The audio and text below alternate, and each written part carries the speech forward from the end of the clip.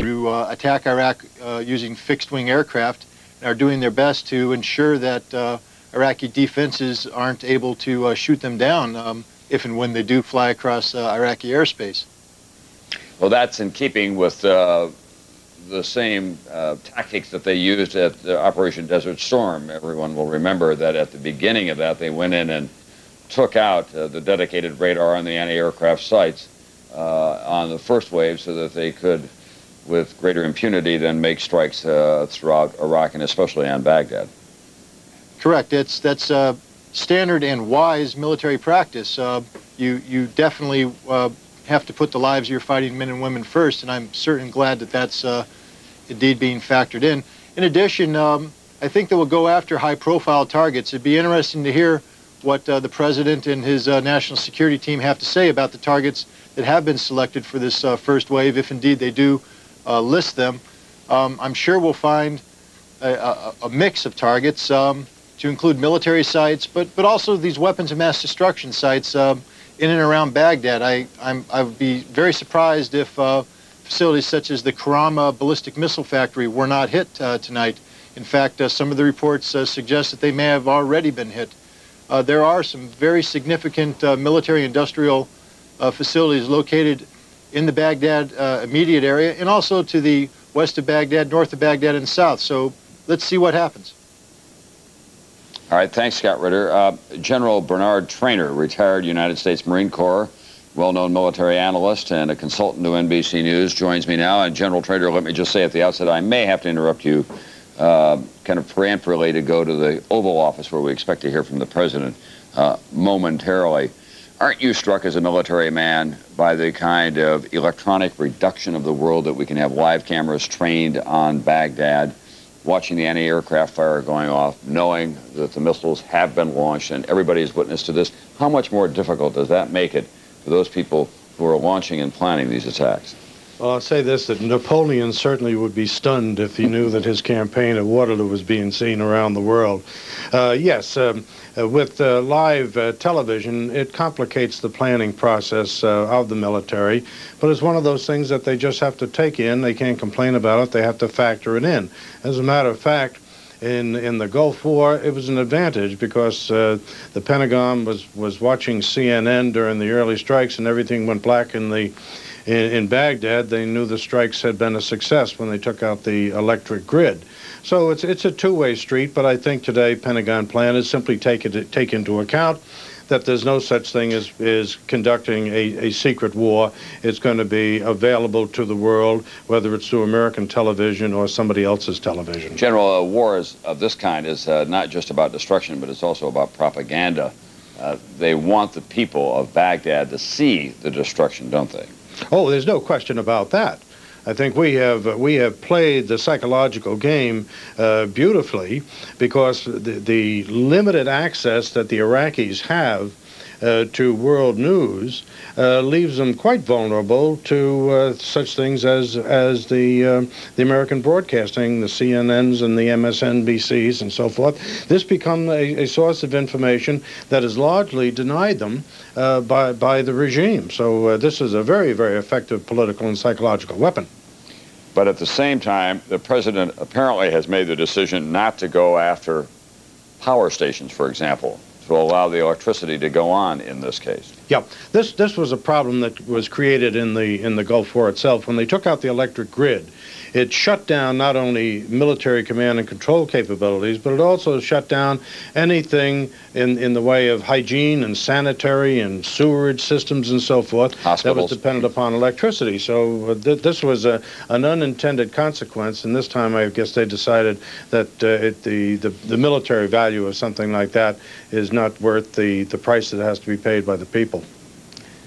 General Traynor, thank you very much. You're looking now down a well-lit boulevard in Baghdad. It is a metropolitan area of broad and modern boulevards, great plazas erected to Saddam Hussein, celebrating his heroic stature, all paid for by him after having looted the country and controlled by him, obviously.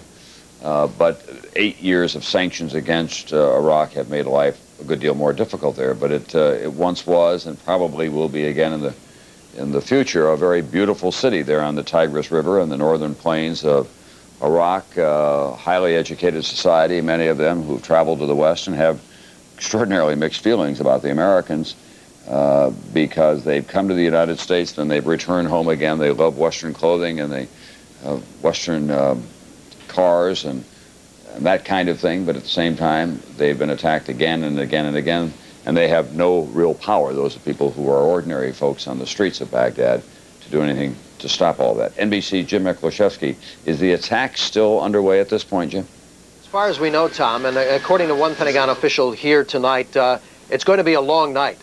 This first wave of airstrikes is going to continue on throughout the night. And we're going to get a better sense now of how long this campaign may last, in that it's unclear as to how long it'll last, Tom, because what we're told now is we were originally told that this campaign would last for maybe 3 or 4 days and try to wrap up before the high holy month of Ramadan begins.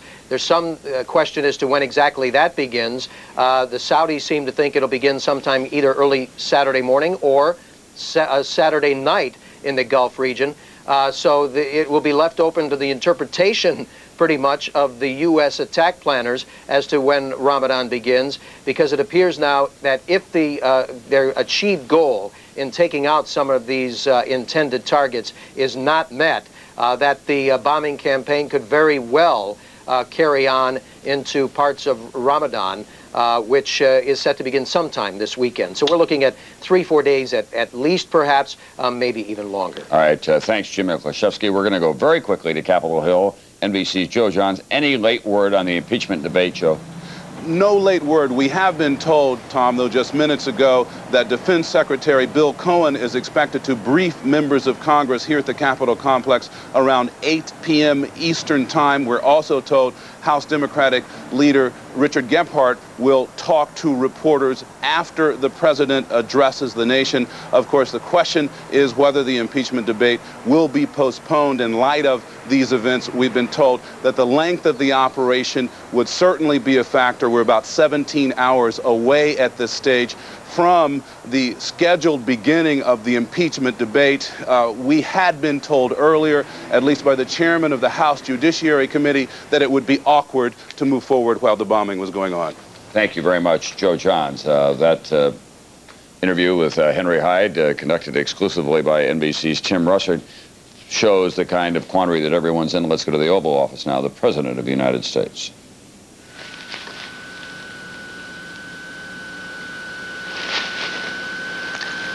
Good evening. Earlier today, I ordered America's armed forces to strike military and security targets in Iraq. They are joined by British forces. Their mission is to attack Iraq's nuclear, chemical, and biological weapons programs and its military capacity to threaten its neighbors. Their purpose is to protect the national interest of the United States and indeed the interests of people throughout the Middle East and around the world. Saddam Hussein must not be allowed to threaten his neighbors or the world with nuclear arms, poison gas, or biological weapons. I want to explain why I have decided, with the unanimous recommendation of my national security team, to use force in Iraq, why we have acted now, and what we aim to accomplish. 6 weeks ago, Saddam Hussein announced that he would no longer cooperate with the United Nations weapons inspectors, called UNSCOM. They're highly professional experts from dozens of countries. Their job is to oversee the elimination of Iraq's capability to retain, create, and use weapons of mass destruction, and to verify that Iraq does not attempt to rebuild that capability. The inspectors undertook this mission first 7.5 years ago, at the end of the Gulf War, when Iraq agreed to declare and destroy its arsenal as a condition of the ceasefire. The international community had good reason to set this requirement. Other countries possess weapons of mass destruction and ballistic missiles. With Saddam, there's one big difference. He has used them, not once, but repeatedly, unleashing chemical weapons against Iranian troops during a decade-long war, not only against soldiers, but against civilians, firing Scud missiles at the citizens of Israel, Saudi Arabia, Bahrain, and Iran, and not only against a foreign enemy, but even against his own people. gassing Kurdish civilians in northern Iraq. The international community had little doubt then, and I have no doubt today, that left unchecked, Saddam Hussein will use these terrible weapons again. The United States has patiently worked to preserve UNSCOM as Iraq has sought to avoid its obligation to cooperate with the inspectors. On occasion, we've had to threaten military force, and Saddam has backed down.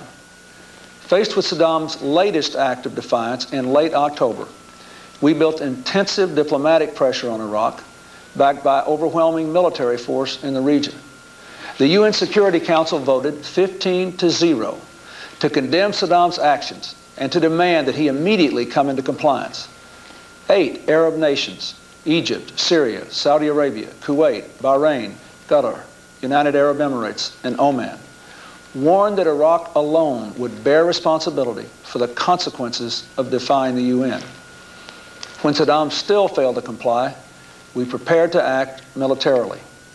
It was only then, at the last possible moment, that Iraq backed down. It pledged to the UN that it had made, and I quote, a clear and unconditional decision to resume cooperation with the weapons inspectors. I decided then to call off the attack with our airplanes already in the air because Saddam had given in to our demands. I concluded then that the right thing to do was to use restraint and give Saddam one last chance to prove his willingness to cooperate.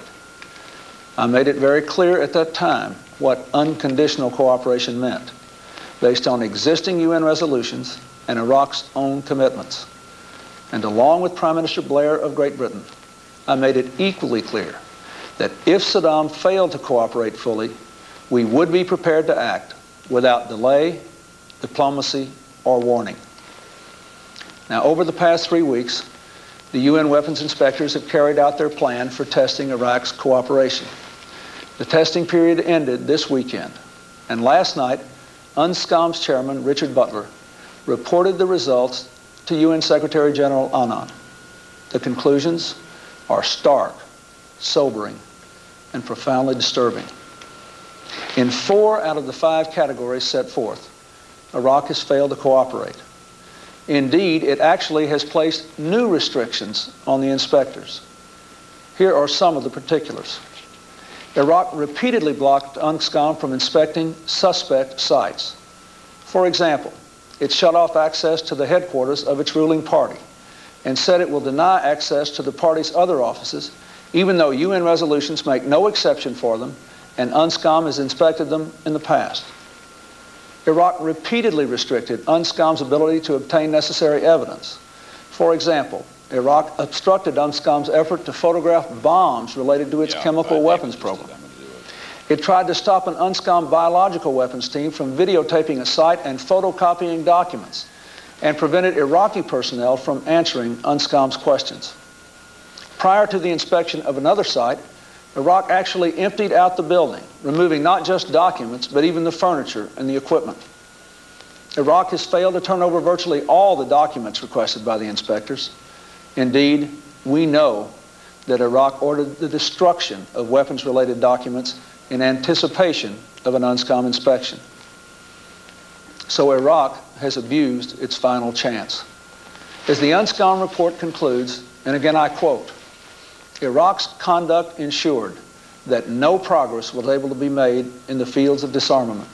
In light of this experience, and in the absence of full cooperation by Iraq, it must regrettably be recorded again that the Commission is not able to conduct the work mandated to it by the Security Council with respect to Iraq's prohibited weapons program.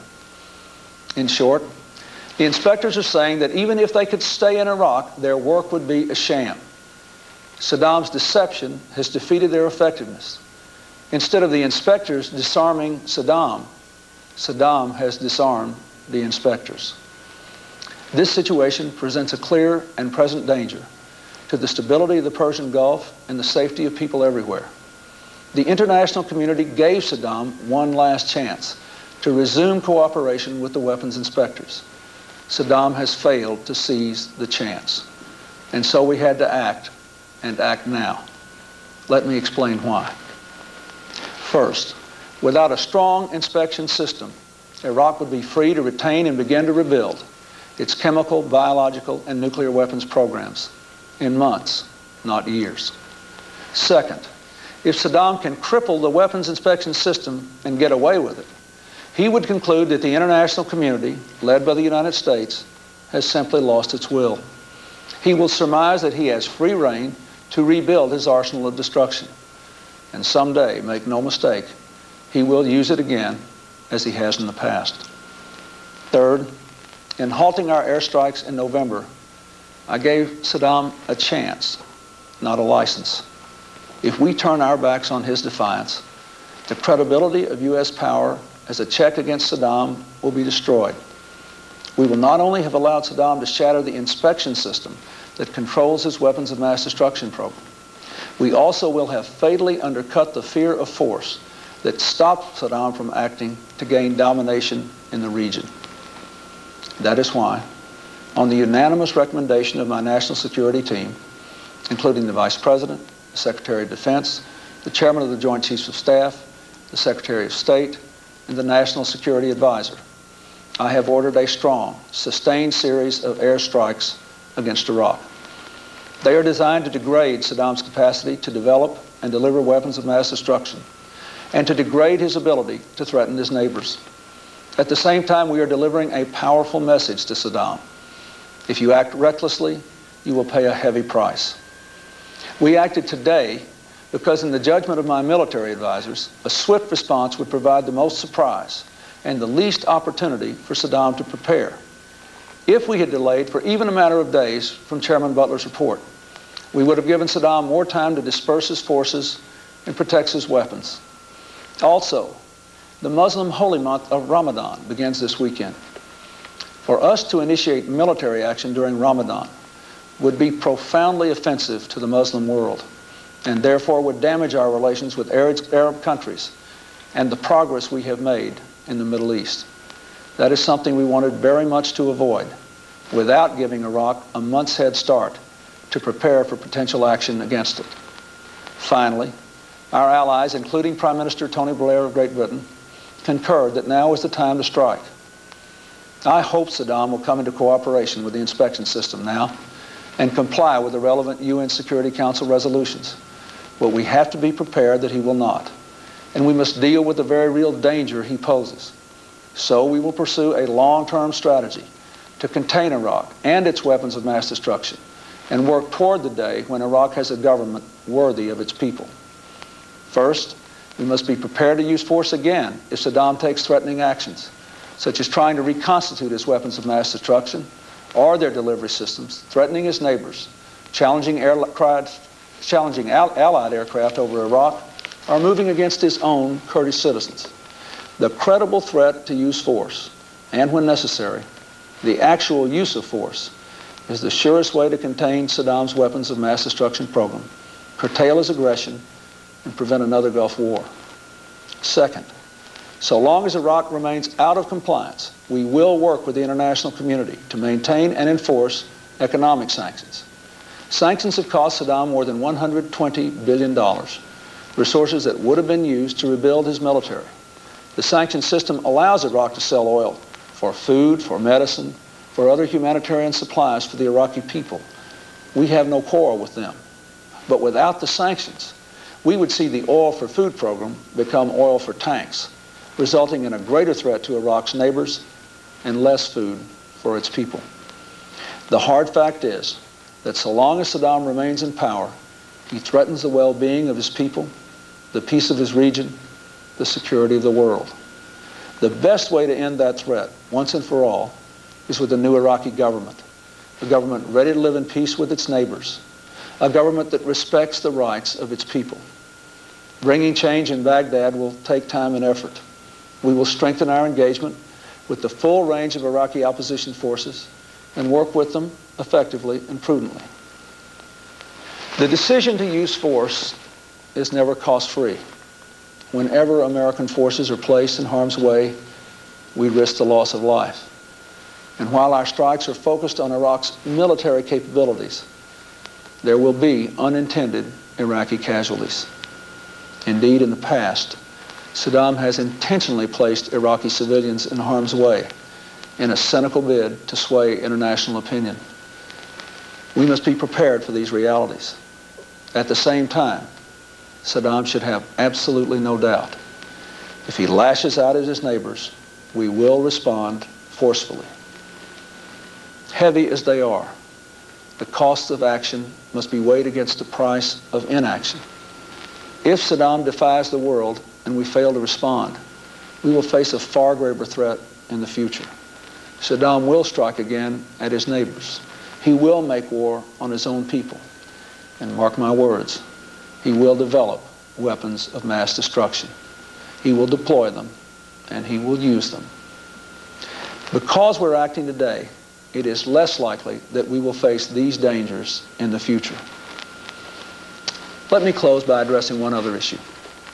Saddam Hussein and the other enemies of peace may have thought that the serious debate currently before the House of Representatives would distract Americans or weaken our resolve to face him down.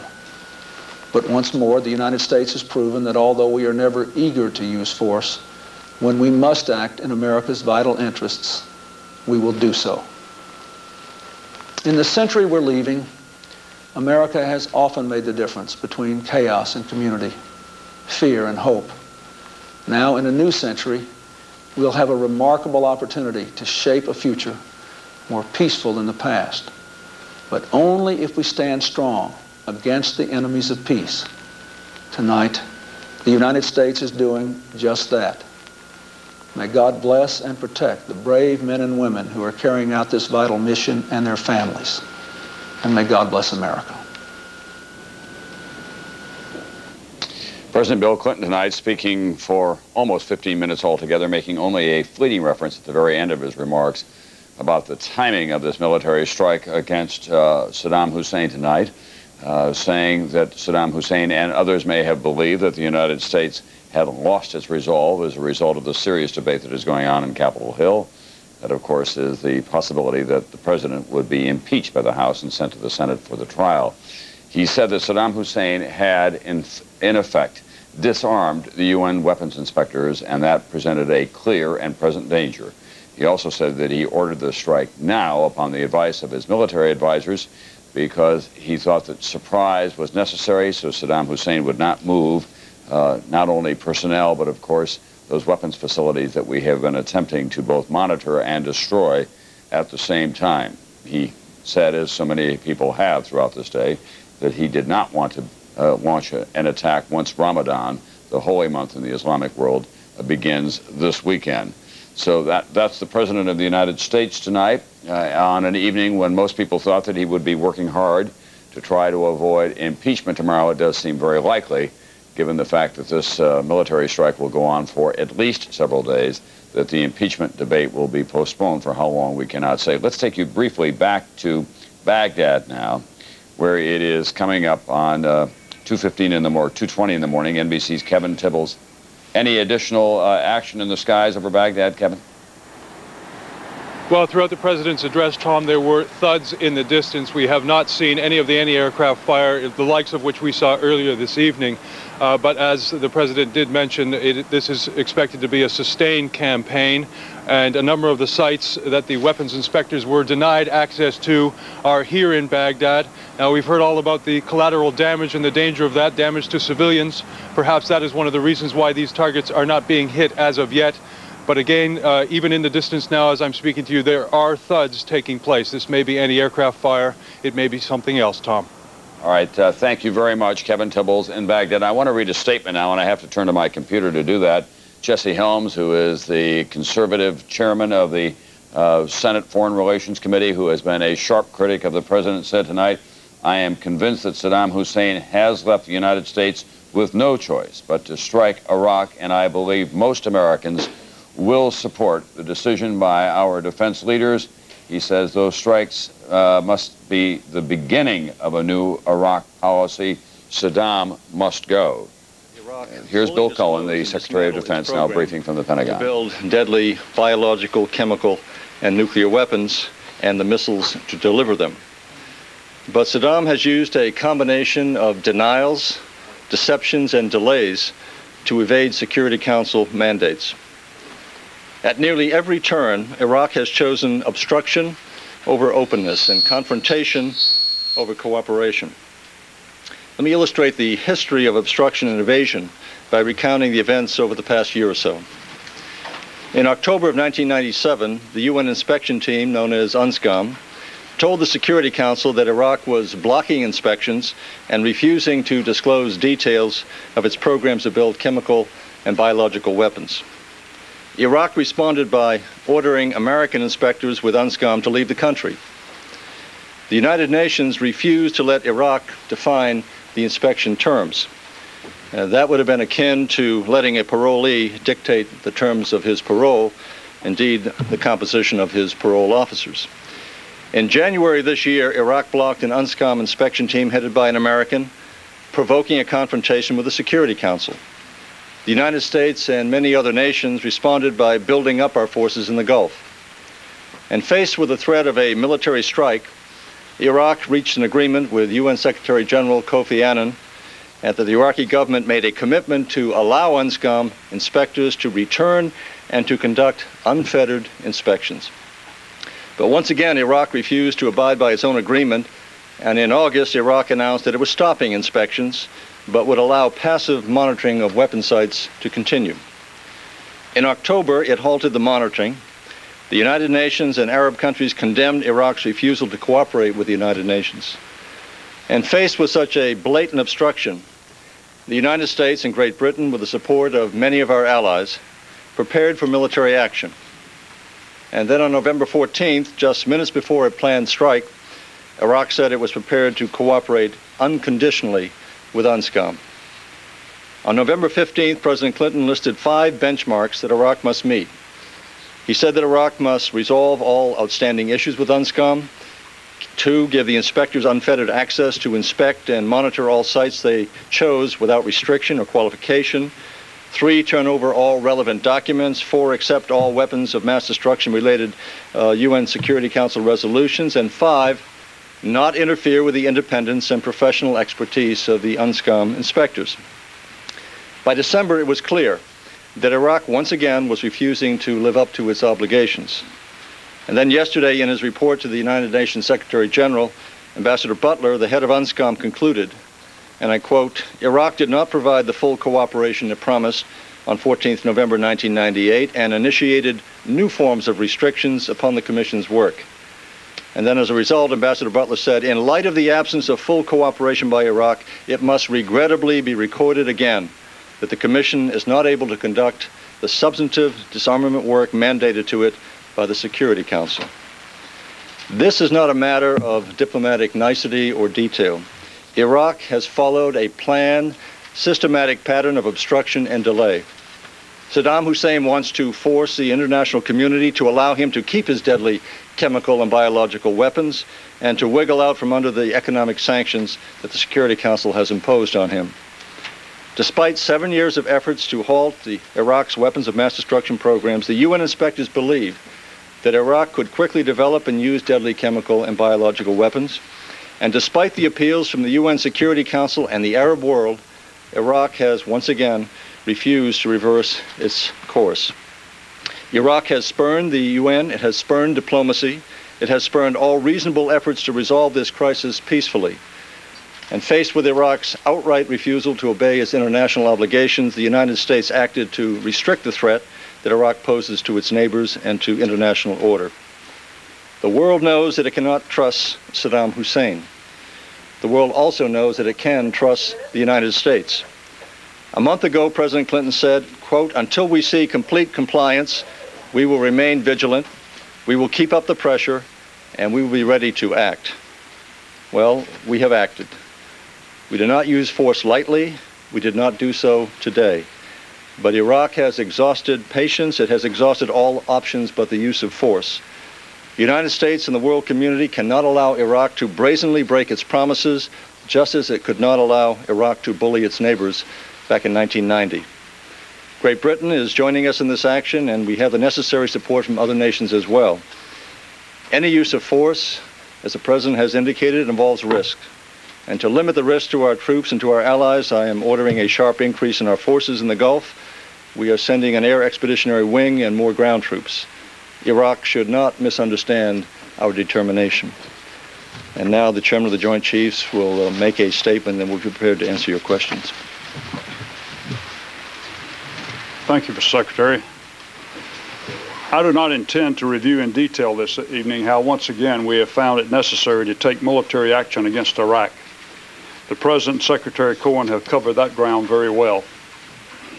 Nonetheless, I do want to note that throughout the 7 years since the end of the Gulf War, U.S. military forces and those of our allies and partners in the region have kept a watchful eye on Saddam Hussein to ensure that he did not reconstitute his weapons of mass destruction, threaten his neighbors, or put the security of the strategically vital Persian Gulf region in jeopardy. We also watched as Saddam Hussein relentlessly and shamelessly lied about his remaining chemical and biological weapons capabilities, as he denied UNSCOM inspectors access to information they needed to do their jobs, and as he thumbed his nose at the United Nations and the international community's efforts to ensure that he honored his commitments. The time for watching has ended. As the President and Secretary Cohen have noted earlier, Saddam's actions to evade and defeat UN weapons inspectors in recent weeks were but one last very clear example that he does not intend to fulfill his obligations to cooperate fully with UNSCOM. So today we commenced a military operation, Operation Desert Fox, that includes American and British forces to carry out military strikes aimed at degrading the very capabilities that Saddam has tried to preserve. The operation employs U.S. Navy aircraft flying from the decks of the USS Enterprise, U.S. Air Force and Royal Air Force aircraft operating from land bases in the region, and Tomahawk cruise missiles launched from U.S. Navy ships at sea and United States Air Force B-52s. We're also in the process of deploying additional U.S. military forces to Southwest Asia, to the U.S. Central Command's area of operation, to bolster our already substantial military presence in the Gulf region, as Secretary Cohen mentioned. Elements of the crisis response force that we created last spring are also moving to the region. We have some fact sheets for you on the major elements of the crisis response force, but most of you are familiar with the major pieces. An air expeditionary wing of approximately 36 combat aircraft, including fighters, bombers, and anti-air defense aircraft, the F-117 stealth aircraft, an additional aircraft carrier, the USS Carl Vinson, and the other ships of its battle group, which will arrive the day after tomorrow, and elements of a division-ready brigade to reinforce our troops already on the ground in Kuwait as a part of exercise intrinsic action. And of course, there are numerous logistic and support units, including refueling and reconnaissance aircraft and ground support elements that will also be deployed. Deploying this crisis response force will provide our theater commander, General Zinni, with additional flexibility and will allow us to increase the intensity and tempo of our strike operations if that is necessary. Because operations in the region are still ongoing, it would be inappropriate for me at this time to provide the specific numbers and types of cruise missiles launched thus far, the number of aircraft sorties flown, or other actions that are carried out or will be carried out. The ongoing nature of the operations also means that I cannot share with you at this time any specific information about the targets we have struck or those that we plan to strike or any assessment of the damage done so far. I know that you and the American people are keenly interested in this information, and I assure you that we will make every effort to provide you and the American people with more detail at the appropriate time. Before I close and the Secretary and I take your questions, I'd like to take a moment to note that all of you can be proud of the men and women of our armed forces, those that are on duty around the world, selflessly carrying out dangerous and difficult missions, whether it's flying in harm's way in the Gulf, deterring aggression in the demilitarized zone in Korea, or preserving the peace in Bosnia.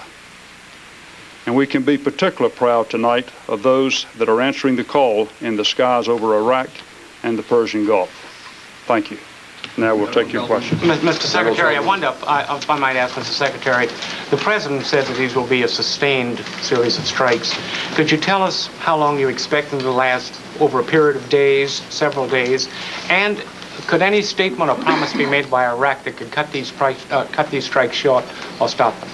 Well, I won't get into any specific timetable other than to say we intend to carry the mission out until such time as we accomplish our set goals. And I mentioned those in my opening comments, that we would degrade his capacity to threaten his neighbors and his capacity to deliver weapons of mass destruction, as well as manufacture them. Those are our goals. We will continue the operation until that is complete to our satisfaction, at least. Do you expect that might go into Ramadan? Could that go into Ramadan? I wouldn't want to set any time frame. The President indicated that he was sensitive to the issue about Ramadan and that we would not begin an operation in Ramadan. We're aware of that holy period for the Islamic people. But we intend to carry out our mission how long? Mr. Secretary, do you have any information yet about potential loss of lives, either American forces or Iraqis involved here?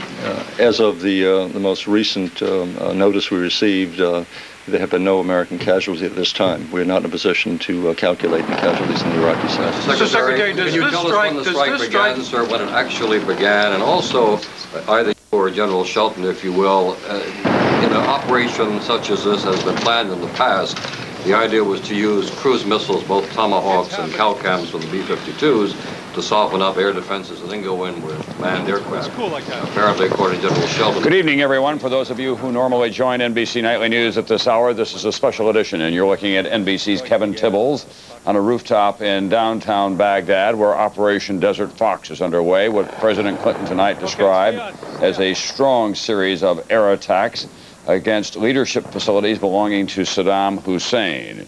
It was a surprise attack, and it stunned the Washington political community that was poised to begin impeachment debates against the president tomorrow in the House of Representatives.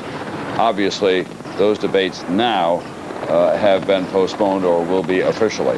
This is anti-aircraft fire over the city of Baghdad. You're watching live coverage on NBC Nightly News. The president addressed the nation about 15 minutes ago, saying he launched this attack on the advice of his military advisors.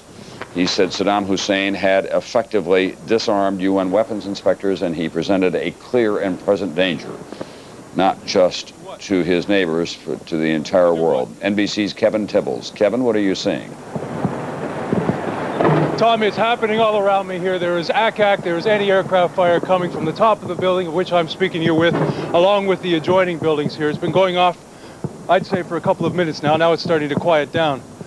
Throughout the evening, as you know, we have had similar circumstances.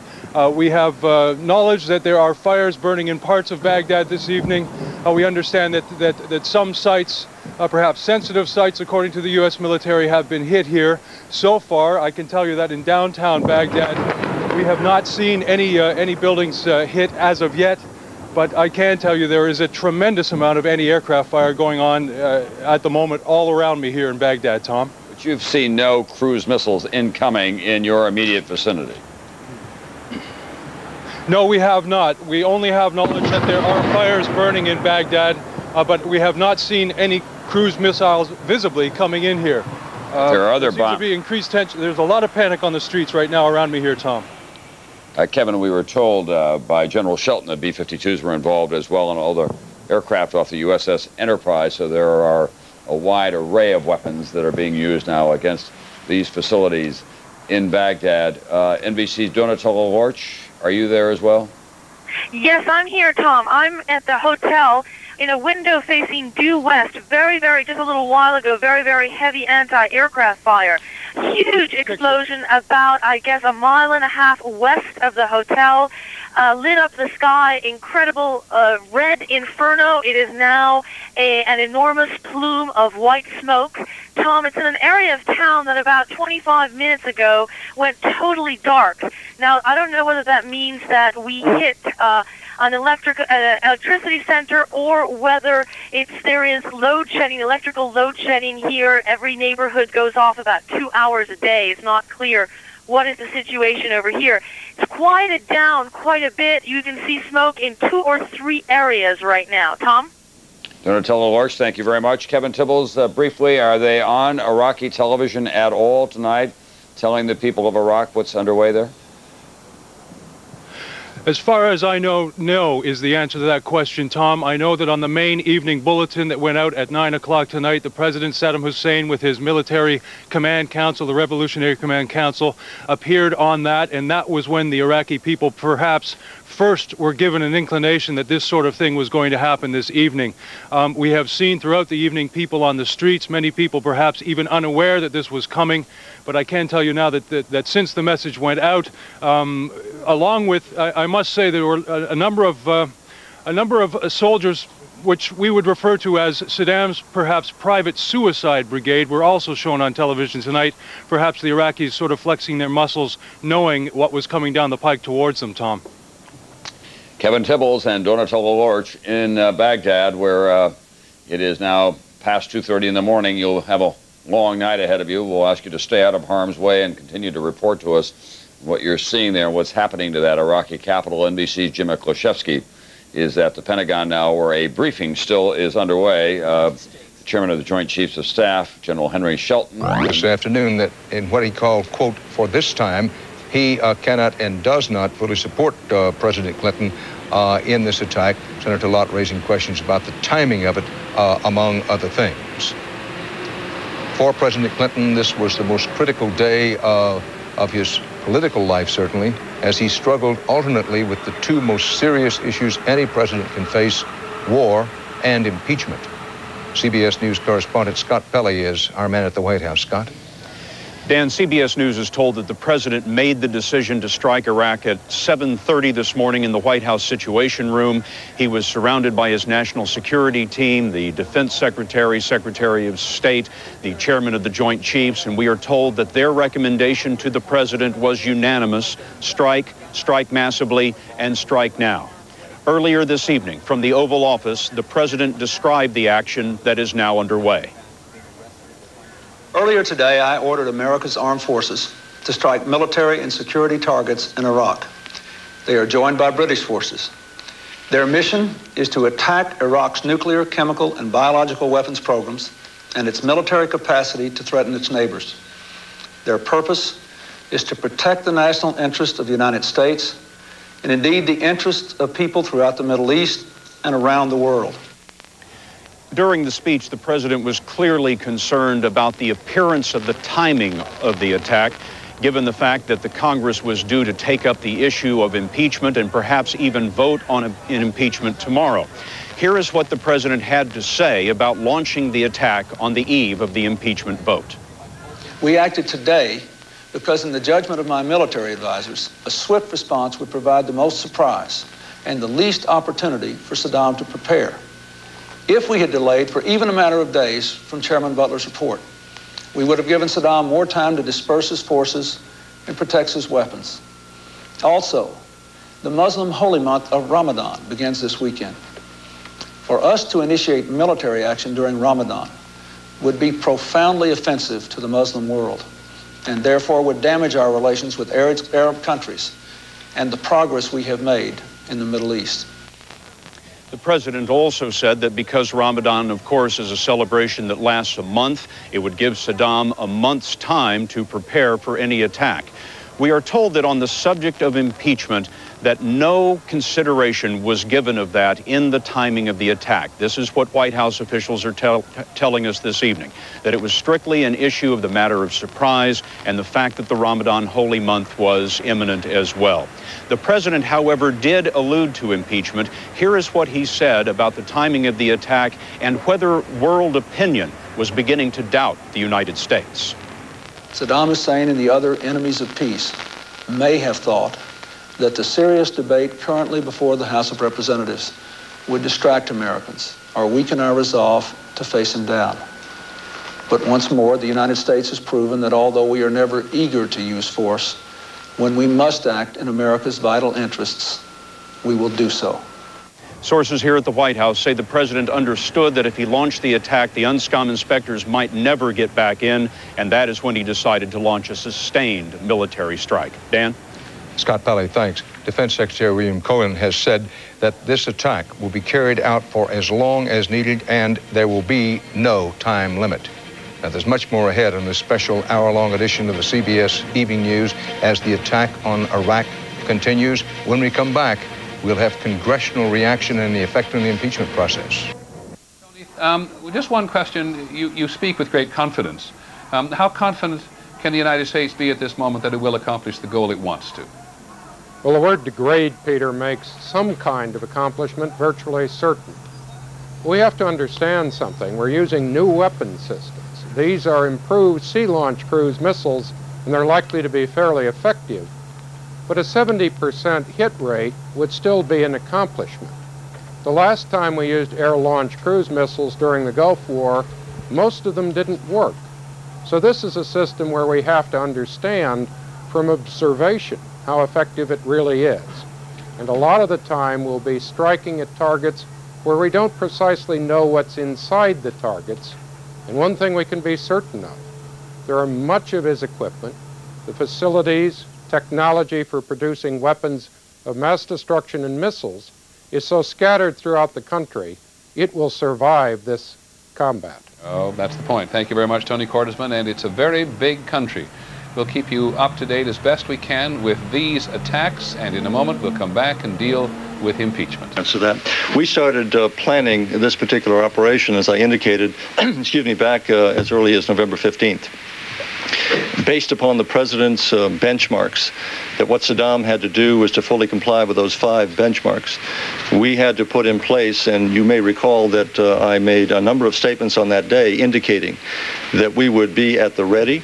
We would have sufficient forces on hand to carry out a military operation should it become necessary and should he fail to fulfill his obligations. The timing of this was set primarily by the inspection teams. When Mr. Butler indicated that his teams would be carrying out the inspections during the first 2 weeks of December, then obviously we are not going to take any action until such time as they conducted the inspections and filed the report. At the other side, we were looking at the calendar, seeing Ramadan that we were going to be sensitive to. And so we had to prepare for a window during which time, if there were a failure to comply, we could take action. And so it was not until Mr. Butler filed his report that this became a reality as far as we were ready to go, and then the decision had to be made in view of the fact that you have this statement which is categorical and qualified that UNSCOM cannot carry out its obligations. For us at that point to fail to take action, I think would have been an abdication of our responsibility. So it became... Did you have any advance warning of the contents of the report? No, there was some speculation about what it might contain, and frankly, we had assumed that it might be mixed. We didn't know. And until such time as it was actually filed with the Security Council, it was at that time when it became a matter of decision. Mr. Secretary, what words would you use to describe these strikes? Obviously, you would... Serious. Sustained? Serious and sustained. The Gulf War, if I could follow, reduced the Iraqi military by half. And yet Iraq has remained a thorn in the side of the international community for 9 years. These strikes will clearly not be as large as the Gulf War. Do you have any optimism that they'll have any lasting effect? Well, they're not designed to try to compete with the Gulf War. They are designed specifically to accomplish what Saddam Hussein has prevented the UNSCOM team from accomplishing. And what we are seeking to do is to degrade his capacity to threaten his neighbors. We're not seeking to try to eliminate it. We're not saying that that's going to be the measure of success. We're trying to degrade his capacity to threaten his neighbors with chemical, biological, or nuclear weapons and the means to deliver them. So that's what our goal is. Are you targeting Saddam Hussein personally? From a military standpoint, you followed back in February. Leave Secretary Cohen, Defense Secretary Cohen, for just a moment and go to these live pictures from Baghdad. Christian Amanpour, you are there. You want to give us a fill on what you're seeing? Well, from my vantage point, it's quite tame at the moment. We don't actually see very much. The picture that you're seeing right now is from what we call the night scope lens, the lens that can see in the darkness. And what you can see, I believe, are plumes of smoke from a particular location that has been hit. Some 15 minutes ago, we broke in when there was another massive explosion here, and incoming, we saw a huge orange glow not far away from where we are. Something clearly had been hit there, and the response from the Iraqi side was very loud anti-aircraft fire again in the air, ripping the silence of the evening. There have been muffled explosions throughout ever since this operation began about an hour or so ago, more than that now, and there have been muffled long explosions throughout that. It's incredible to say, but there are still cars on the road. We still see people going up and down this road. Who knows what they're doing. They've had the odd security alert, you know, the siren. They've heard the anti-aircraft fire, and they clearly know something's going on, but yet the cars are still on the streets, the lights are still on, the apartments across from me are still lit up, and the street lights are still on. Right now, we appear to be in a lull. Judy? Christian, you've been describing that at least some life there in the Iraqi capital goes on as normally as possible under these circumstances. But what is the plan when there is? You've covered a number of these situations before there in Baghdad. What is the mode of readiness, if you will? What is it that the public is told to do in these situations? Well, today they were prepared in a speech and a statement on Iraqi television. They were prepared for something happening. There was a meeting of the Revolutionary Command Council at which Saddam Hussein specifically spoke about the possibility of an attack. He called on people to resist, to confront what he called the aggression. There has also been martial and patriotic music both on the television and on the radio. And so people have been sort of prepared, if you like, if they can be. On the other hand, these people have been through this many, many times over the last 8 years, and there's a certain sense of fatalism and, you know, what can we do? We just have to go indoors and hope that there aren't any stray missiles and hope that we survive this. So a mixture of sort of fatalism and trying to sort of just get through this night as best they can. What I forgot to tell you a little bit earlier on was that during the last big explosion about 25 minutes ago, what happened was that the satellite television broadcast was knocked off the air at that time. Christian, we can report that the French Foreign Ministry has condemned or deplored what has led up to the attacks, and also the Foreign Ministry in Paris said that it regrets the Iraqi leadership has not cooperated fully with the United Nations. At the UN, shortly after an urgent meeting ended among Security Council members, China's ambassador came out and he was very angry, and he angrily said, quote, "There's absolutely no excuse or pretext to use force against Iraq." China has been a critic of the Umscon policy in the United States and Britain, as well as Russia and France have questioned the motivations. Watching this unfold... Well... yes, go ahead, please. Well, you mentioned the political goings on over this. What was so interesting about the last time that this became a crisis back in November was that, in fact, for the first time, Iraq's traditional friends, France, Russia, were not supporting it in terms of the violation of cooperation with UNSCOM. They were saying that Iraq has to comply, and otherwise it bears the consequences. So did 8 Arab nations. And this was sort of an alignment of political forces that had not happened, certainly not in the recent confrontations. So clearly Russia and China have always been against military force, but the fact of the matter is that they all say that Iraq has to comply with the weapons inspection process. Indeed.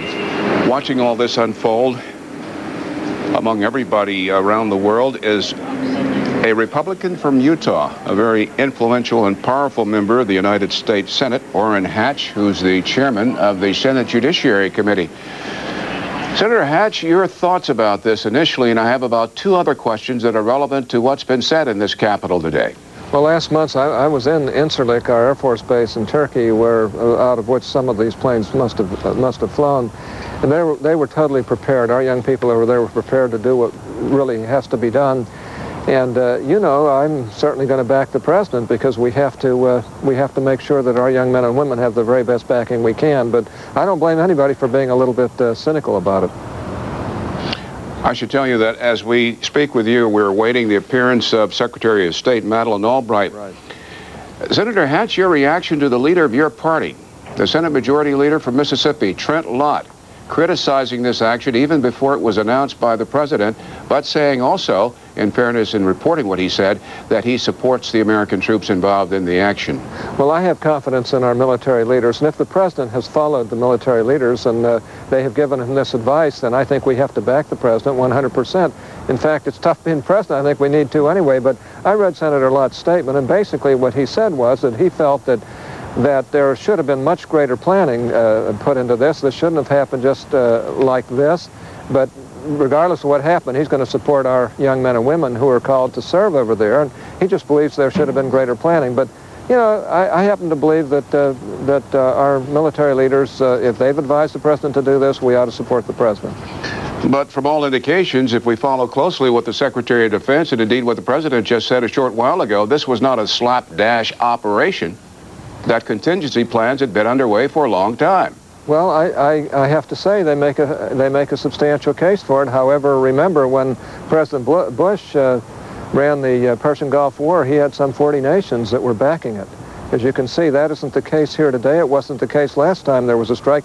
And I've got to say, just 2 days before Ramadan, there's a real question whether you can really do enough damage to make it clear to Saddam that we mean business. And look. The last time we did this, it was basically feckless. It really didn't accomplish anything, and Saddam Hussein came out and beat his breast and said he'd beaten the president again. So we have to be careful of these things, but I'm going to back the president. It's a tough job being president, and this is certainly a tough decision. Thank you. And if he has the support of our military leaders, then certainly we should back him. One of the president's advisors this day and other days, the Secretary of State, Madeleine Albright. Emphasize the extent to which the United States sought a diplomatic outcome to the confrontation between Iraq and the UN Security Council. Showdowns last fall, last winter, and last month were all concluded without airstrikes after Iraq promised to cooperate fully with UN weapons inspectors. Throughout, we worked hard to maintain Security Council unity by allowing time and then more time for Iraq to live up to those promises. We agreed to Iraq's request for a comprehensive review of compliance issues, provided cooperation was forthcoming. We encouraged allies and friends such as Russia and many in the Arab world to do all they could to persuade the leaders in Baghdad to act in accordance with Security Council resolutions. And both we and the Security Council were explicit in our warnings that a continued failure by Iraq to cooperate with UN weapons inspectors would have severe consequences. Although we were criticized by some for persevering in our diplomatic efforts for so long, the truth is that these efforts were both necessary and successful. They helped to preserve Council unity and isolate Iraq internationally. They were not successful, however, in gaining full Iraqi compliance with its obligations.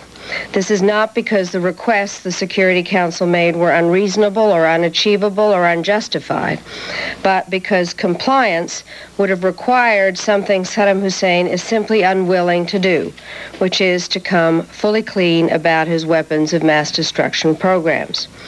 U.S. policy is based on principles established by the Security Council in the aftermath of the Gulf War more than 7.5 years ago. These principles have been reaffirmed on literally dozens of occasions, and they are designed to ensure that Saddam Hussein's Iraq does not again threaten its neighbors or the world with weapons of mass destruction. This is a deadly, serious objective given Saddam's demonstrated willingness to use such weapons both against foreign adversaries and his own people. Saddam's capacity to develop and brandish such armaments poses a threat to international security and peace that cannot be ignored. One way or another, it must be countered, and degrading that capacity is the purpose of the strikes on military targets in Iraq that the President has ordered today. Let me also echo the President by stressing that our quarrel is not with the Iraqi people. On the contrary, we recognize that Iraqis have been the primary victims of Saddam Hussein's failure to cooperate internationally and his reign of terror domestically.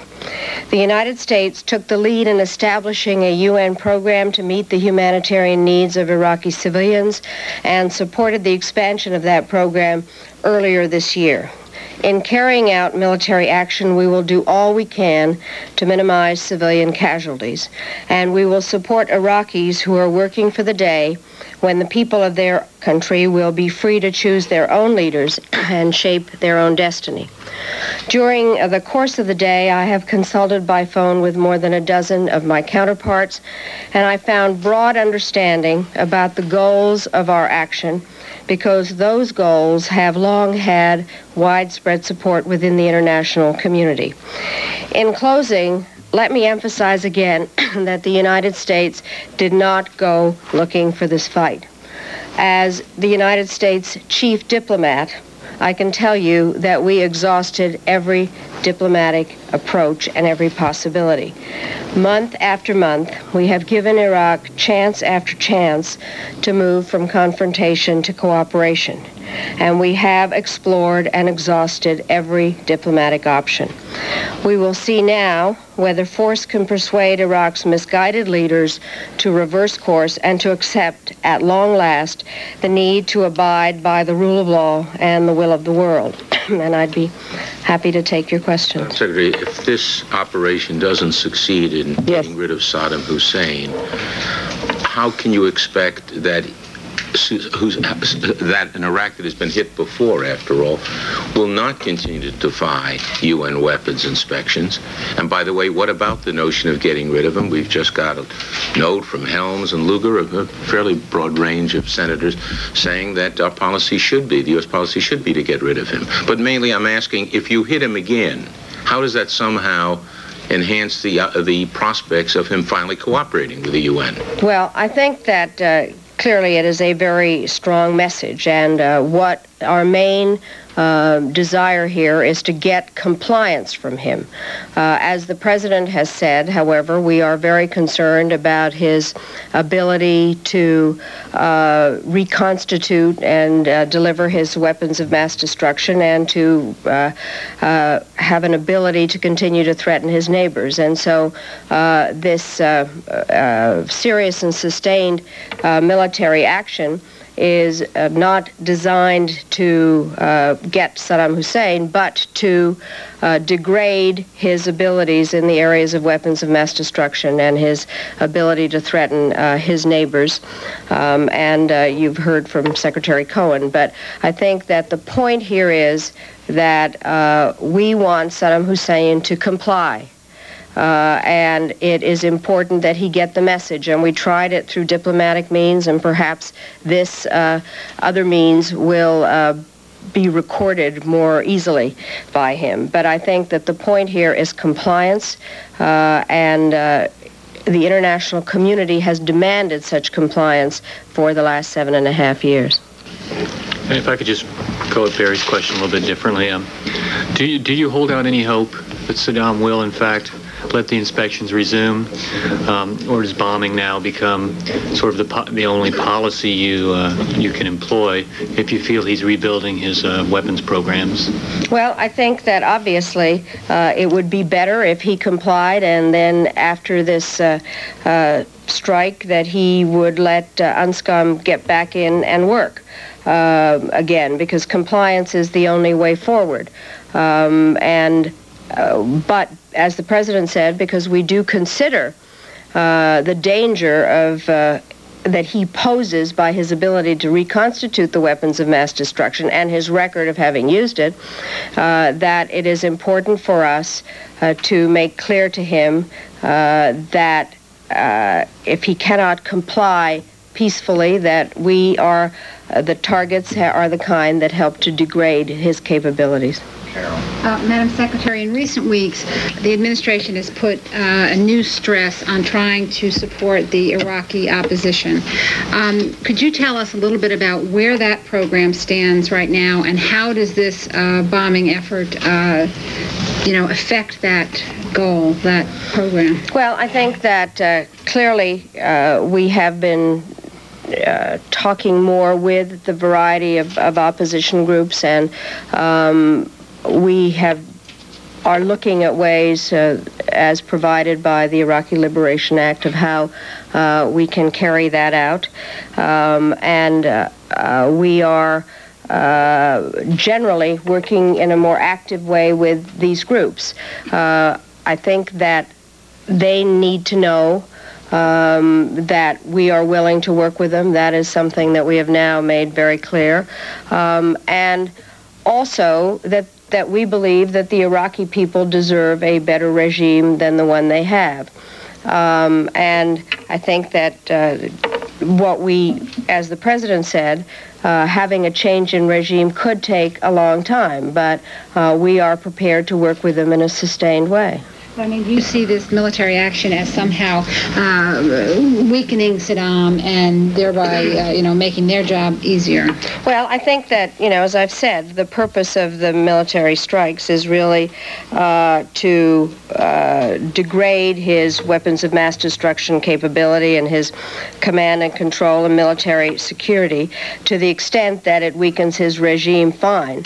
But as the Secretary of Defense and the Chairman have described the targets, I'm not going to go into that, but the purpose of the use of force is for the purpose of degrading those items that I mentioned. Charlie.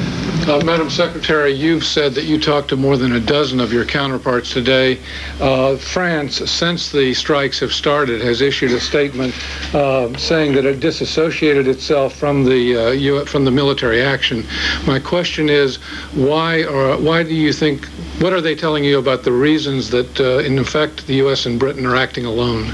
Well, I think that basically they have felt that Saddam Hussein needs to comply, and they have approached it from a different way. But the truth is they have no answers as to how to make them comply. I think that we have support from a number of countries that I feel very satisfied with the overall support, not only for diplomatic purposes, but I think that Secretary Cohen has also indicated that we have the kind of support we need in order to carry out our mission. And the bottom line is that it would be very nice if those who do not support our approach had an approach that worked. We have not been able to, either they through their diplomatic efforts or we through ours, to persuade Saddam Hussein to comply. And I think we've been at this, as I've said, in the last year, there have been over 4 crises with Saddam Hussein. And I think the important point that I have made, as I've made my calls, is that we have to break this cycle.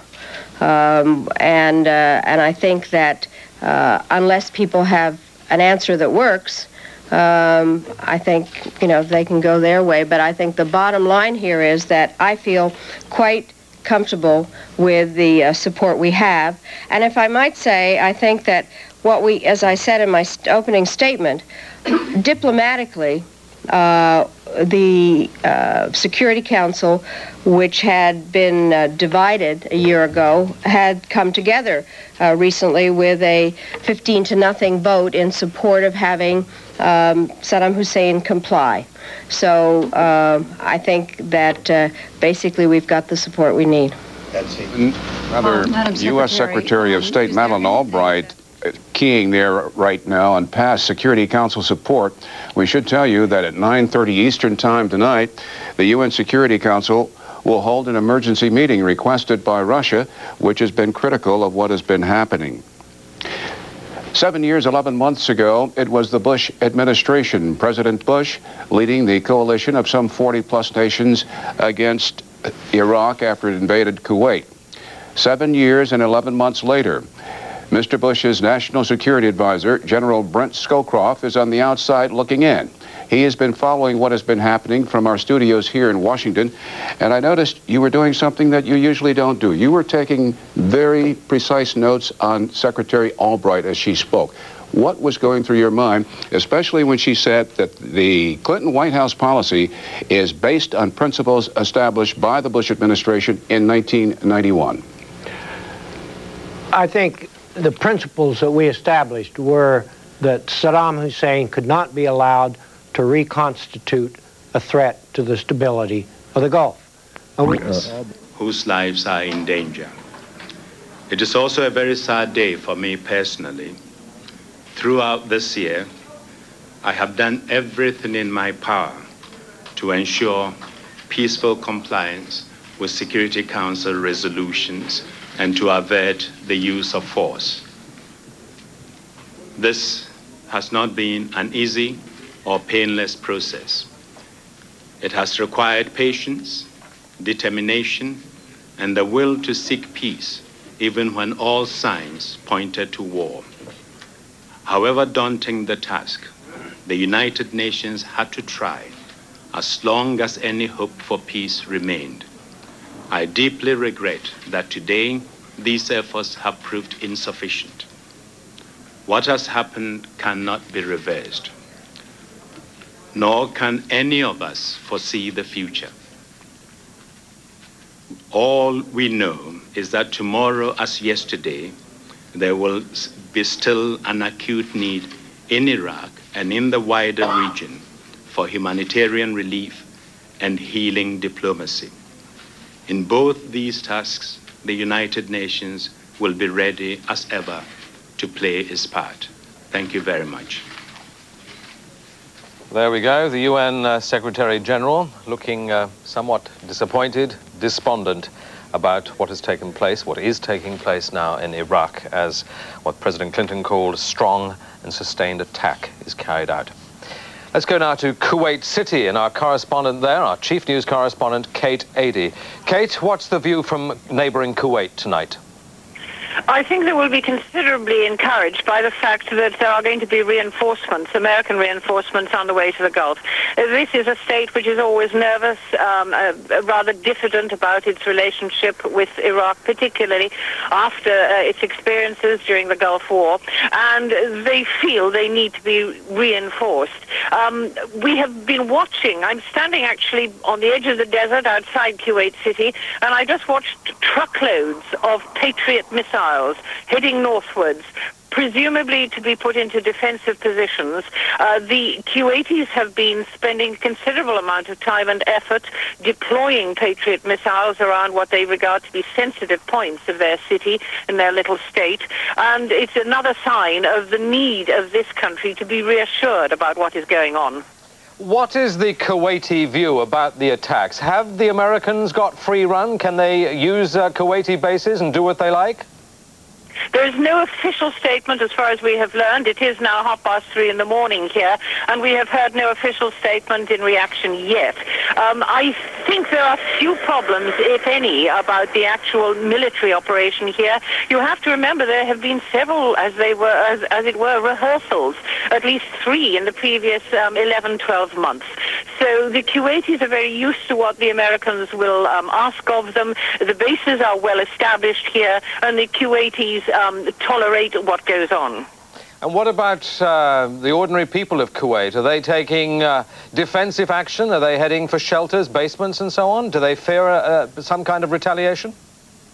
I don't think things have reached that acute stage. I think more than anything, they're sitting glued to their television sets, fascinated by what goes on and somewhat apprehensive, but by no means is there any sense of widespread panic. There is some traffic on the road. There is no atmosphere of people, as it were, heading for cover at all yet.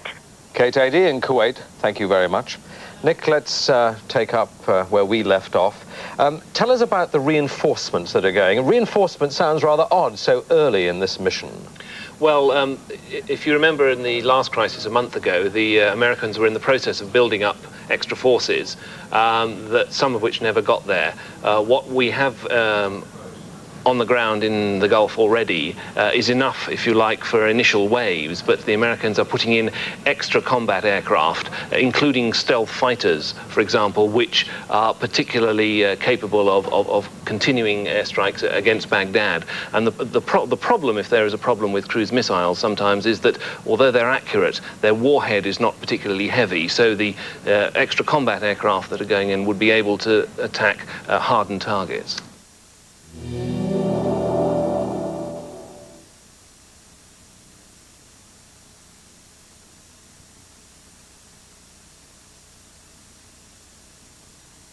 First of 2 cruise missile hits. Here is how we have married the picture that we've since received and the audio that as it happened live here on NBC. We have a major explosion right outside the hotel. A very big explosion, the concussion knocking the windows and rattling everything. Now anti-aircraft fire everywhere. Oh no!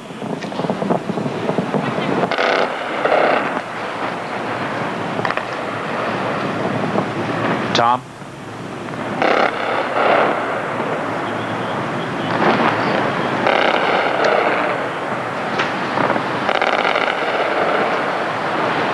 We are going to hope for the best for our friend Tom Baer, who was describing an explosion outside his position at the Al Rashid Hotel. Tom Baer has been through a lot. He's seen a lot of this before, and we are just simply going to hope that we find out we have only lost communications with Tom. Thankfully, we had only lost communications with Tom. Evidently, the concussion of that second blast you saw knocked the portable 18-inch satellite dish off the windowsill. Tom Baer was describing the action and talking to us behind a 4-inch thick piece of bulletproof glass, but otherwise at a fairly exposed position, not far from a piece of normal glass. The hotel, it turned out, took some damage in the lobby. We'll be joining Tom as proof that he is just fine shortly. And Senator John Warner and Joe Lieberman are with us. I'm hearing evidently they're going to be talking to reporters. John Warner, of course, with a long history on armed services, and Joe Lieberman, increasingly a voice of Democratic moderation in the Senate. Let's listen. Had by our crews there. And General Richard Neal, our CNN military analyst in Washington, joins us as we look at this. General, I heard...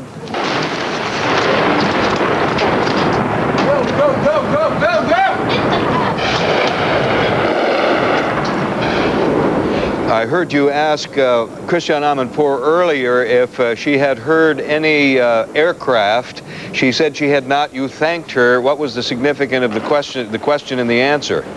I think what it really did was confirm my belief that, and from my sources, that probably the U.S. and British are using the air-launched cruise missiles to attack those targets in and around Baghdad. In particular, where you can see in the split screen there, I think what that shows us is if you run along a map and kind of look up and go north of Baghdad, you see a whole host of suspected facilities that either contain or are suspected of containing the ingredients for making weapons of mass destruction. And so there is a host of facilities that run along the Tigris. In this particular case, one of those explosions, in checking with some of my sources, where it confirmed that it was probably the Ministry of Military Industry. So this is anti-aircraft fire from the ground. We're seeing there was no aircraft in the area. Are we to assume that this kind of fire can be dangerous to incoming cruise missiles? Yes, as we mentioned once before, I think a couple hours ago during one of the conferences, yes, if in fact one of those weapons shooting from the surface to the air get lucky and hit one of the missiles, it can knock it off course. Could you explain once again, and you've done this before, we had been mentioning throughout the morning that B-52s, United States B-52s had been launched from Diego Garcia in the Indian Ocean. What their operation would have been today, and why they were not heard over Baghdad? Yeah, essentially what they do is they would take off from Diego Garcia, and they would follow a path that would bring them up into the Arabian Gulf, and then they would go into what we would call or define, the military calls or defines a launch basket, a pre-designated point from which they would then release their cruise missiles. The cruise missiles would then be vectored in by satellite, and then subsequent technological enhancements on board the missile would bring it into its aim point that was preset in the missile. And so that essentially is the way that the system would work using the air-launched cruise missiles. And further exploring why perhaps they did not use the B-52s in that first strike last evening, it probably is related to the element of surprise. Again, they would probably have to seek overflight rights, and by not going for overflight rights, no one along the Gulf or the Gulf littorals would be aware that, in fact, the strike, when and where it was going to occur. We heard from the Defense Secretary and the Joint Chiefs Chairman earlier today, giving precious little operational details, but with your sources and what you have witnessed so far, can you give us, and because you were on the ground during the Persian Gulf War, what's different about this military action and the damage inflicted during the Persian Gulf War? Well, I think basically the difference is obviously the numbers of sorties during 1991 versus the sorties this time, the number of cruise missiles being used, and the nature of the targeting. At that particular time, the mission at hand was to eject Iraq out of Kuwait, and all of the force was brought to bear in order to create the environment to force the Iraqi leadership to pull his forces out of Iraq. And if he didn't, through the bombing campaign, and to prepare the battlefield. Fully about 3/4 of the rounds or munitions expended during the Persian Gulf War were really in shaping the battlefield for the execution of the ground campaign. As I understand, we have a graphic showing certain landmarks around Baghdad. Perhaps you can give us an idea from this, because we've seen these pictures from Baghdad throughout the evening, just what general area we're looking at and what the general strategy might be here on the part of U.S. and British forces. Well, basically the strategy is if you follow the river from the information ministry, and that's where Christiana is located, and you start going up to the northwest quadrant towards the International Communications Center. I think Christiana had said that Iraqi TV had gone off the air on several occasions, and state and radio TV. You can kind of see that those two red or those two dots that run contiguous to the river are those types of targets that I think we're seeing in our night vision cameras. All right, General Richard Neal, CNN military analyst, helping us understand the significant activities of this second day of Operation Desert Fox over Iraq by British and U.S. forces.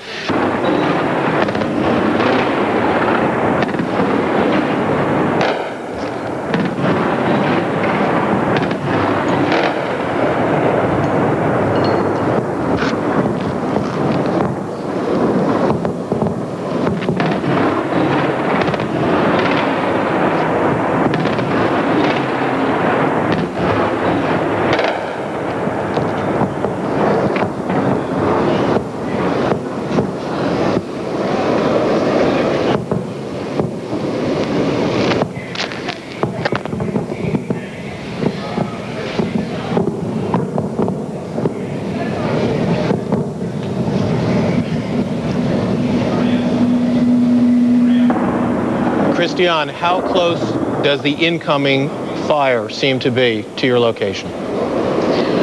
Well, we would have to judge, I suppose, by the length of time between what we see as the glow of an explosion and the sound of the explosion. I'm not very good at judging that. It's not right on our doorstep. It seems to be somewhere in the greater Baghdad area. The anti-aircraft artillery is coming from various parts of town. Obviously, as we've been saying, the louder you can hear it, the closer it is to our position. But it's going on all over town as the Iraqis try to respond to the incoming. And we were unable to hear you a moment ago. Were you suggesting that the loud sounds we were hearing was anti-artillery fire originating near you? The loud noises you hear, the very short burst, the rat-a-tat-tat of gunfire are the anti-aircraft artillery guns that are fired in response to the incoming. Yes.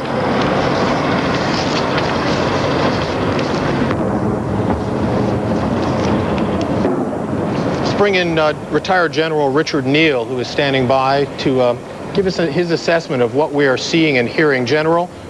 Yes. Christiane Amanpour was indicating that she was seeing less anti-aircraft fire. Is there any suggestion, any indication from what you have been hearing that that is an indication that they are less able to fire back, that perhaps targets have been hit? I'm not quite sure if I would jump to that assumption. It could be that the missiles, as they're traveling by, are not being picked up by the anti-aircraft units spread throughout the city.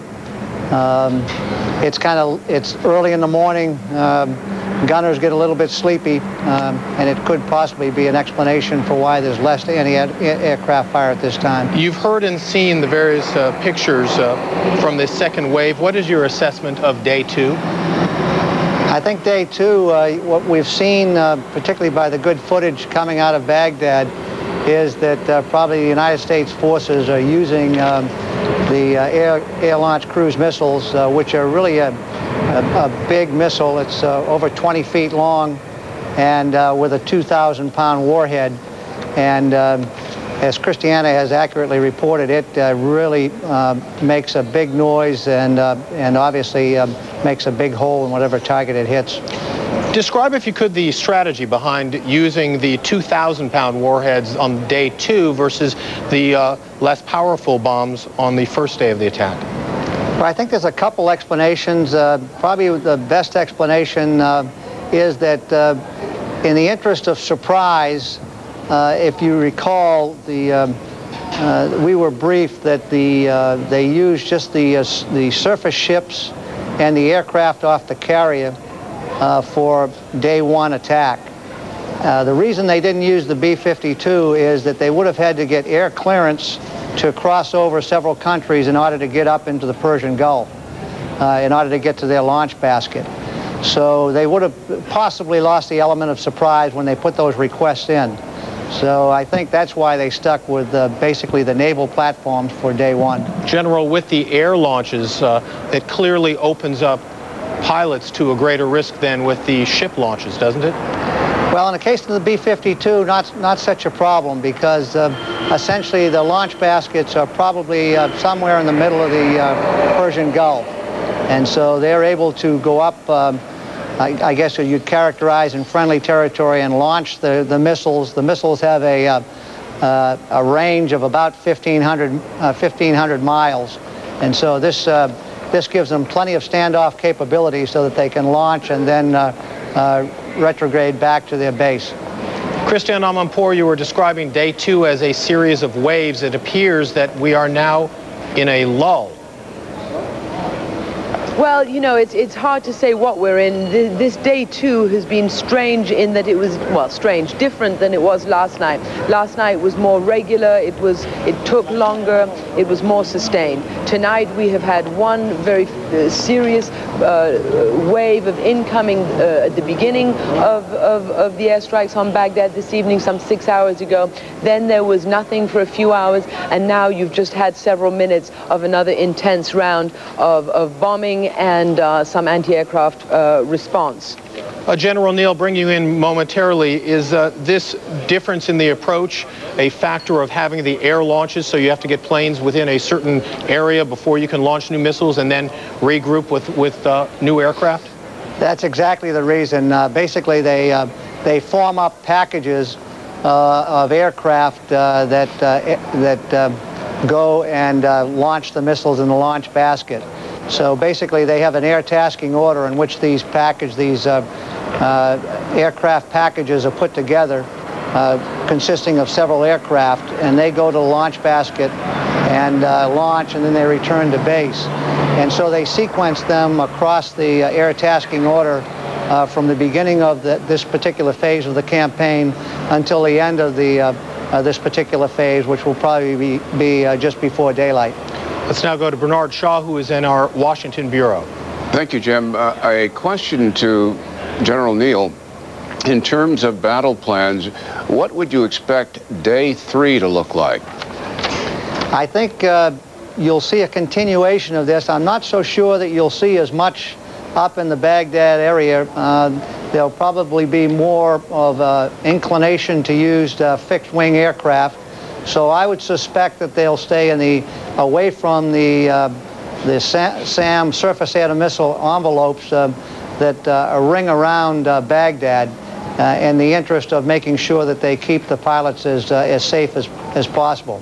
I think there'll also be some re-attacks on some targets as a result of their review of the bomb damage assessment from day 1.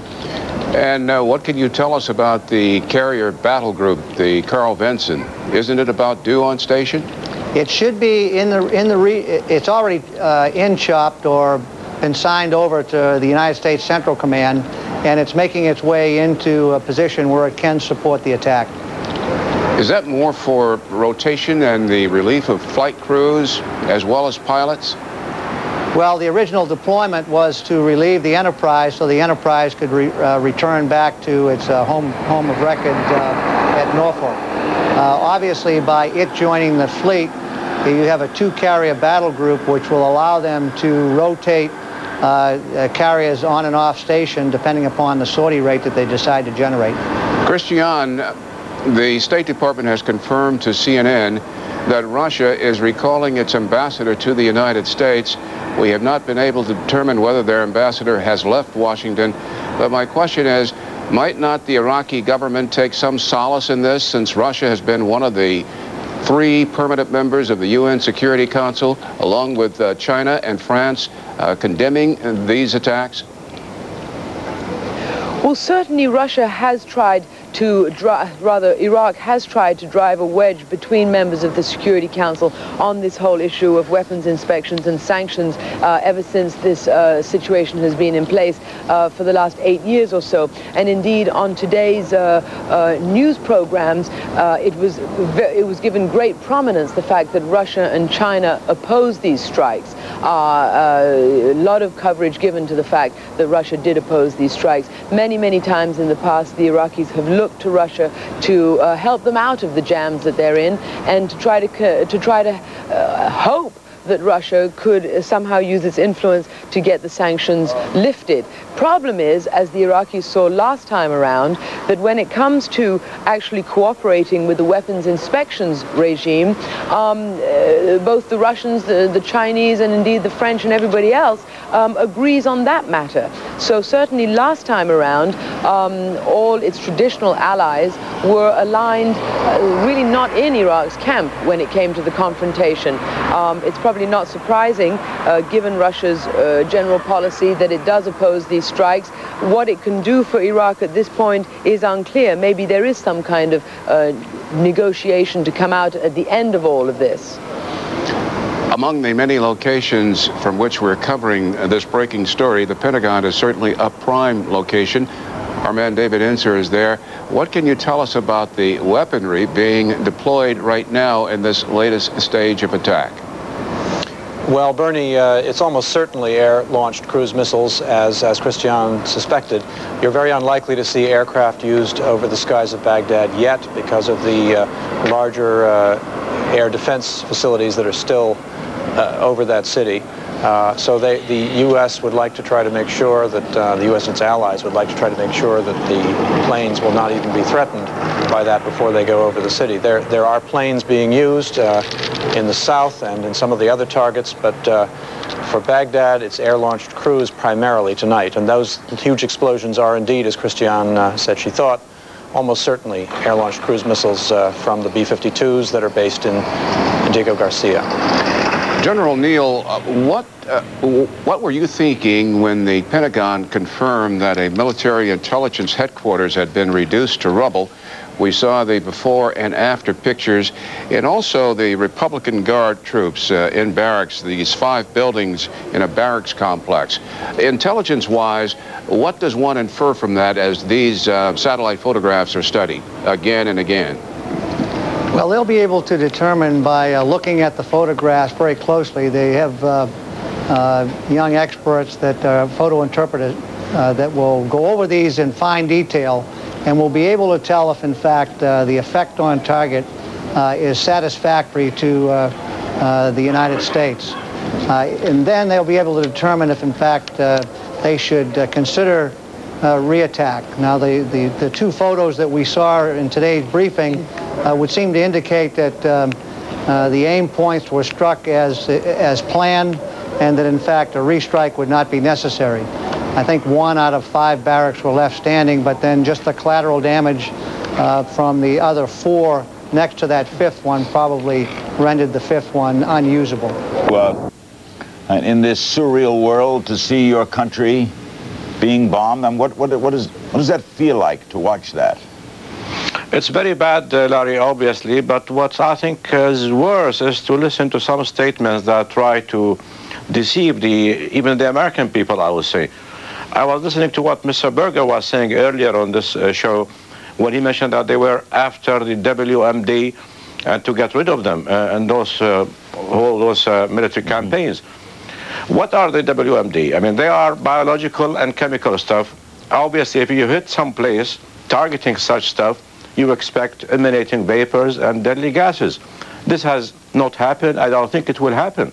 So where is the proof that they are really hitting mass destruction weapons? So in your opinion, then, what is this all about if it's not to take out places that they believe there is such weapons? What do you think it is? I think it's the question of weakening the government. I mean, they have come publicly on this and saying that they are after the government in Baghdad and they want to topple, and they have funded the so-called opposition in Iraq. That's the political scheme, Larry. I don't think it's a question of those weapons. They know for sure that there is no more such weapons in the whole country of If all that's true, and a lot of Americans are asking this, and it's very fair, Mr. Ambassador, since you got nothing to hide, admittedly you have your rights to privacy and every person should respect that, but you're in a position with a superpower and the UN's coming there to inspect. You have nothing to hide. Open up everything. They'll be gone in a month. Well, we have opened up, and they have about 400 visits, but obviously you cannot, I mean, with the tight modalities that they have, you cannot ensure that there could be no tensions and little delays here and there. But they are coming with the pretext to try to create a crisis, to try to create tensions. So things happen, but they don't mention about the 400 minus 2 or 3 incidents, but they only focus on 1 or 5 little incidents about little papers here and there. You're saying then that the UN team was not interested in finding out the truth? Wasn't interested in seeing everything and clearing you? That the UN team, based on the experience of Mr. Scott Ritter before, and of what Mr. Butler has been ordering his teams, is to try to reach a deadlock, is to reach an impasse, so that they come back and try to tell the Security Council that the Iraqis were not cooperating, you see. Mr. Berger just told us there's nothing your country can do to stop this. This is short of surrender, I guess. There's nothing you can do. What then do you do? Sorry, Larry, that was the policy for the last few years, not only the last few days. The U.S. has always been stating that regardless of what Iraq does, sanctions are not going to be lifted. You see, and that's the essence of the American policy, which has been now reflected in this use of the overwhelming military power. It's not war, because there are no warring parties. Iraq is doing nothing except taking the hits. It's the United States overwhelming military power striking. And since that is a truism, where, Mr. Ambassador, does it end? I have no idea, and you have to ask Washington. It's not in Iraq capacity. Iraq was not after this type of activities, nor I will say that the situation before these strikes were calm and nice for the Iraqis. People were being killed by the sanctions, but obviously they were not on the TV screens. Christiane Amanpour was not on top of the building watching people die of sanctions. Now it has been displayed in this type of firework, and I hope that the Americans do understand that these are not really fireworks, but they are killing people, killing children, and making all type of terror and horror. Have you been in touch with Saddam Hussein recently, today? No. When was the last time you did speak? Well, I was in touch with him when I was in Baghdad last August, but I keep in touch with the ministry in Baghdad, with other high-level officials. Well, what have they told you about casualties? Do you know any more than what has been reported? I have not gotten any details, but they are talking about massive casualties. What's happening with Kofi Annan and the UN, which seemed to put these things off in the past and now seem to not be in the picture? Well, Kofi Annan and the rest of the Security Council have been really left in the cold. And he was almost saying that explicitly in his recent statement yesterday and the day before, that he is sad, that things were out of control, that he doesn't think that the Security Council resolutions authorize nobody to use force instead of diplomacy and instead of peaceful means. Do you believe, Mr. Ambassador, do you believe that the president, because of his own political difficulties, used Iraq as a scapegoat? I don't address that aspect, and I don't care about it really. All what I care about is that this practice that the U.S. is doing is in violation of the whole international law and codes and violation of the UN Charter. And you plan no attacks back of any kind? Well, I don't... You're just going to be in a defensive mode until we say, or the United States rather, says it's over? I don't think that Iraq really has any intentions to threaten nobody, neither in the region or abroad. And we have declared that, and we have declared that we have no long-range missiles, no mass destruction weapons at all. So Iraq is really taking a defensive stand on this, because that's the only thing that we could do. The ambassador will remain with us. When we come back, we'll be joined by Wolf Blitzer and Christiane Amanpour. Still to come, Senator Fred Thompson, Senator Carl Levin, John Sununu. We'll have the British ambassador to the United States here. We'll also talk with the Rear Admiral, who's in command of the whole Enterprise battle group in the area. And we'll be here tomorrow night in the middle of the debate over impeachment. Senator Feinstein, Congressman Hamilton will be live on Saturday night, too. We'll be right back.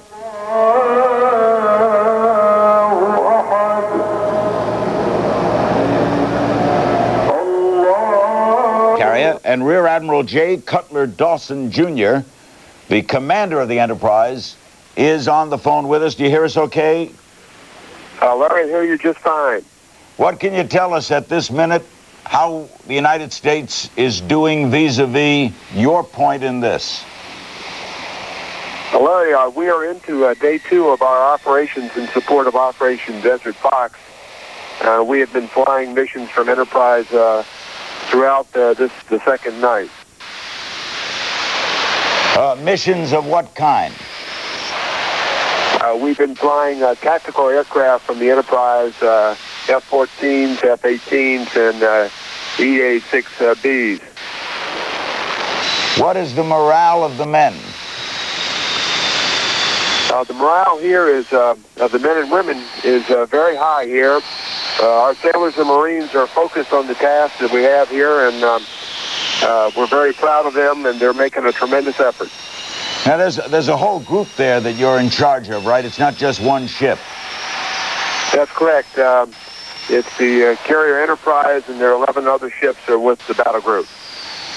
Is it also true, Admiral, that there has been no loss of United States servicemen or women?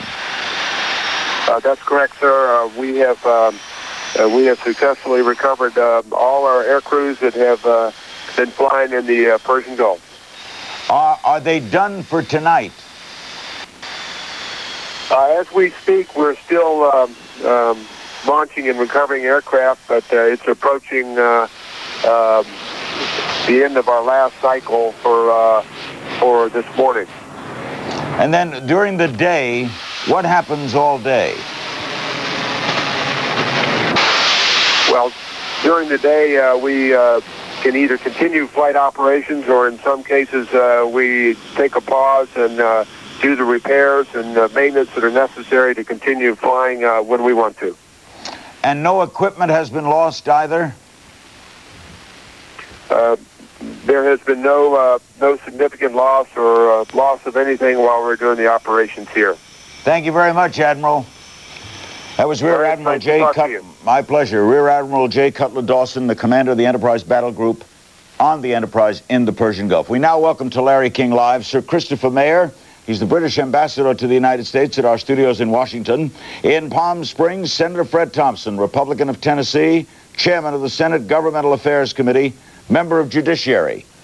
Also back in Washington is Senator Carl Levin, Democrat of Michigan, a ranking member of the Armed Services, member of the Senate Select Committee on Intelligence, a man, by the way, who voted against Desert Storm in '91, we just point that out. And in Manchester, New Hampshire, John Sununu, the former White House Chief of Staff under George Bush. He was Chief of Staff during the Gulf War. Let's go down the line. Sir Mayer, did the ambassador, the Iraqi ambassador, have anything to say tonight that impressed you? I have to say that I was impressed by absolutely nothing that he had to say. In fact, the only thing that really impressed me were some of the untruths which he had to say this evening. I say this with some sadness, but we have to be frank and undiplomatic about this. Give me one untruth. Well, let me take the report that Richard Butler made a few days ago on the state of inspections in Iraq. Richard Butler produced a highly professional, very detailed, very objective report. This showed, beyond any doubt, that the Iraqis were refusing to comply with their obligations under the Security Council resolutions and were actively obstructing the weapons inspectors to such a degree that Mr. Butler concluded that it was no longer possible for UNSCOM to do its work. That is the reality of the situation. Senator Fred Thompson, what do you see the goal of this? Mr. Berger told us at the beginning of the show that there's nothing Iraq can do to stop what the United States is doing. I hope it's the first step, Larry, in a policy, a comprehensive policy that will ultimately see the demise of this regime. Strong action has been needed against Iraq for some time now. This is a part of a bigger picture of nuclear proliferation in the world. Many countries are developing biological and nuclear and chemical capabilities and the missile power to deliver those things to the United States and to our allies. We have been remiss in times past with our on-again, off-again policies. I think our credibility has been hurt there. It's emboldened Saddam. But now we're taking decisive action against him. That action, I don't think in and of itself is going to accomplish a tremendous amount. Biological weapons, for example, are too easy to remanufacture. But if it's a part of a comprehensive policy that many of us have been urging for some time now, that will ultimately result in the demise of this regime, which is the only real result, then I think it's a step in the right direction. Senator Levin, I think it may be. You think it well may be? Yes. Okay. The Senator Levin, the ambassador mentioned that there are no fumes. If you're blowing up chemical and such manufacturing, there would be odors and fumes and death in the air, and he said that hasn't occurred. How do you respond? Well, hopefully it won't occur. We're not trying to put biological and gas weapons on the Iraqi people. We're trying to destroy the capability to produce the missiles which deliver those weapons. We're trying to degrade his military capability generally. That's why we're after airfields and Republican Guard facilities. They're not aiming to try to unleash biological. We're not aiming to try to unleash biological or chemical weapons. Do you favor what the country's doing? Pardon? Do you favor this move? I very much favor this move. I think it's long overdue that we act relative to Saddam Hussein, because he has given the world no other option. The United Nations unanimously said that he is not in compliance with their resolution and that he must comply. And then tonight we hear him say, but there's only one little detail, one little piece of paper. While he was saying that, I was reading the United Nations report, page after page after page of denials of access to their sites. And he just sort of fluffs this off as one little document that there's a dispute over. No, it's much deeper than that. And Saddam has given the world no other alternative but to try to reduce his military capability and his ability to produce weapons of mass destruction and deliver them. Now, John Sununu, as our friend Yogi Berra said, it's deja vu all over again for you. The big difference is he had invaded a country then. That's not the case now. What do you think of the president's actions? Well, certainly we all support the fact that the United States is doing the right thing in wiping out the processes they have for creating weapons of mass destruction. We support the men and women that are out there, and we're grateful that there's been very little response that has put them in real harm's way this time. But I think the real issue is this president made a serious mistake, a blunder, in not doing what he did this week on November 14th. In pulling everything back then, that mistake put us in a position where even if we grant him the benefit of the doubt that today and yesterday were all right in terms of timing, he put himself in a position where the rest of the world is looking at this and saying there is no way that this wasn't being done just to cover himself politically. But that's second-guessing now, right? Though. No, it isn't second-guessing. All of our allies were upset that the president did not allow the strikes to continue on the 14th. Our allies in the Gulf and Europe were amazed that he pulled them back. He had done a fairly good job in preparing the country and the world for the fact